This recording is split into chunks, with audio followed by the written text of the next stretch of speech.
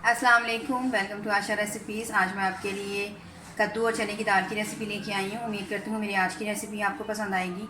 अगर आपको मेरी रेसिपीज़ पसंद आ रही हैं तो प्लीज़ मेरे चैनल आशा रेसिपीज़ को सब्सक्राइब ज़रूर कीजिए और सब्सक्राइब करके बेल का बटन भी ज़रूर दबाइए और प्लीज़ कमेंट्स भी दीजिए। आइए देखते हैं इसे हमने कैसे तैयार किया। शुरू करते हैं बिस्मिल्लाहिर्रहमानिर्रहीम से। कद्दू के साथ चना दाल बनाने के लिए मैंने 2 बड़े साइज़ के कद्दू लिए थे, जिनको मैंने छोटा छोटा चॉप कर लिया है। 1 पाव के पास मैंने चने की दाल ली है, जिसको मैंने बहुत अच्छी तरह से बॉयल कर लिया है। आप देख सकते हैं कि इसके चने जो दाने हैं बहुत अच्छी तरह से गल चुके हैं।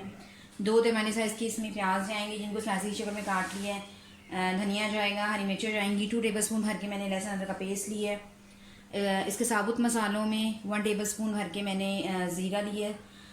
2 बड़ी इलायचियाँ, 2 सिनेमन स्टिक्स, 3-4 लौंग और 3-4 काली मिर्चें ये जाएंगी।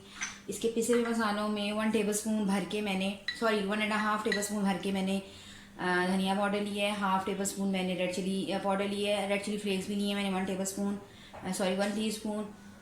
1 टेबल स्पून मैंने नमक लिए हैं और 1 टीस्पून मैंने हल्दी पाउडर लिया है। एंड पे हम इसमें गरम मसाला भी यूज़ करेंगे। और आइए शुरू करते हैं अपनी रेसिपी। शुरू करते हैं बिस्मिल्लाहिर्रहमानिर्रहीम से। पैन हमारा गर्म हो गया है। हाफ प्याली जो है मैंने कुकिंग ऑयल यूज़ किया है। आप चाहें तो घी में भी बना सकते हैं। थोड़ा सा फ्राई कर दें साबुत मसालों को।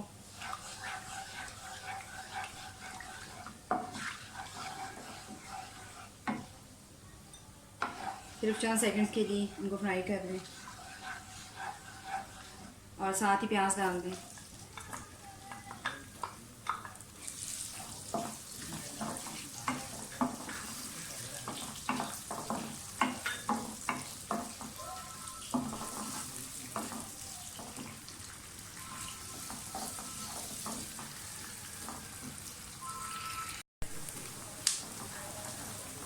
प्याज आपने बहुत ज़्यादा ऐड नहीं करने, बस इसको हल्का सा इसका कलर चेंज हो जाए। और मैंने टमाटरों का पेस्ट बनाया है 3 टमाटरों का। उसके अंदर मैं इसको डाल के इसका भी उसके साथ ही पेस्ट बना लूँगी और फिर हम बाद में शामिल करेंगे। ये जो आपको साबुत मसाला जिसमें बड़ी इलायची और ये सिनेमा स्टिक्स वगैरह नज़र आ रही हैं, ये मत जाने दें ग्रैंड होने के लिए। इसको साबुत रहने की कोशिश करें। प्याज हमारा काफ़ी हद तक फ्राई हो गया है। इसको बहुत ज़्यादा फ्राई नहीं करना, बस थोड़ा सा ये अपना कलर चेंज करें, हल्का सा पिंक पे आ जाए। जो इसमें साबुत मसाले मैंने डाले हुए हैं उसको मत पीसिएगा। उसको मैं ग्राइंड कर लूँगी प्याज को टमाटरों के साथ। टमाटरों का पेस्ट मैंने बना लिया हुआ है, इसके अंदर ही मैं शामिल कर दूँगी प्याज और इनको इकट्ठा जो है वो पीस लूँगी और उसके बाद फिर हम बाद में इसको शामिल करेंगे। तो अब मैं प्याज निकालने लगी हूँ और टमाटरों के साथ ग्राइंड करने लगी हूँ। प्याज मैंने निकाल ली है और उनका एक फ़ाइन पेस्ट बना लिया टमाटरों के साथ, वो हम बाद में शामिल करेंगे। लहसुन अदरक का पेस्ट डाल दिया,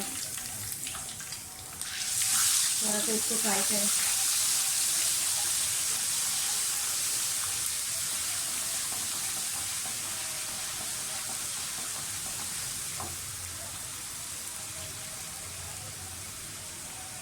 कुछ कटी हुई मिर्ची मैं शुरू में भी ऐड करूँगी लहसुन अदरक के साथ। बहुत अच्छा जायका आता है आपके सालन में।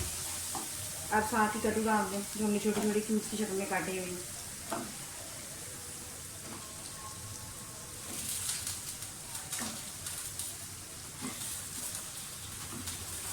ज़्यादा हमें गिराने की ज़रूरत पड़ेगी कद्दूओं को।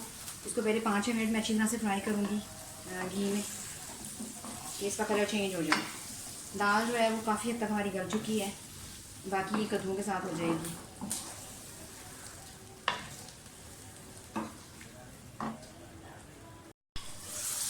कद्दू जो है वो हमारे काफ़ी हद तक नरम हो गए हैं, इनको थोड़ा सा फ्राई करें।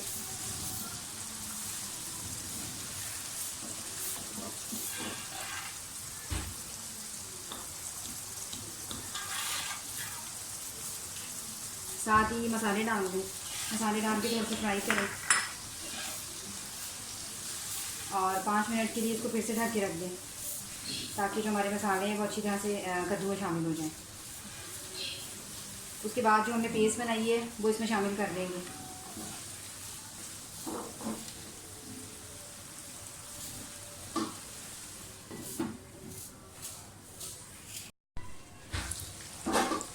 5 मिनट बाद ये पेस्ट शामिल कर दें जो हमने प्याज और टमाटरों की बनाई है, और अच्छी तरह से इसकी भुनाई करें।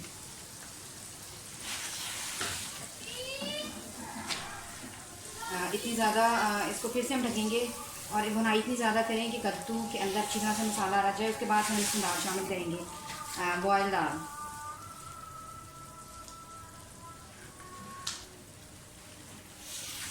पाँच मिनट के लिए फिर मैं इसे लिड दे रही हूँ ताकि ये गल जाए। इसमें 1 कप में पानी डाल रही हूँ और मिक्स कर दें और दोबारा से ढक्कन दे दें। दाल भी हमारी काफ़ी हद तक गल चुकी है और कद्दू भी। बस अब इसकी भुनाई करें। इसका मसाला थोड़ा खड़ा खड़ा ही रखते हैं। कद्दू को आपस में मिक्स करने की ज़रूरत नहीं है, बस गले होने चाहिए अच्छी तरह से।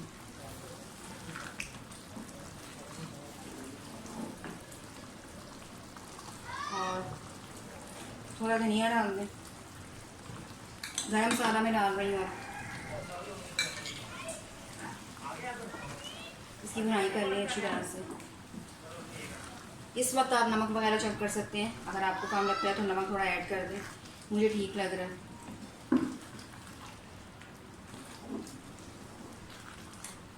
कद्दू चना दाल हमारी बिल्कुल रेडी है।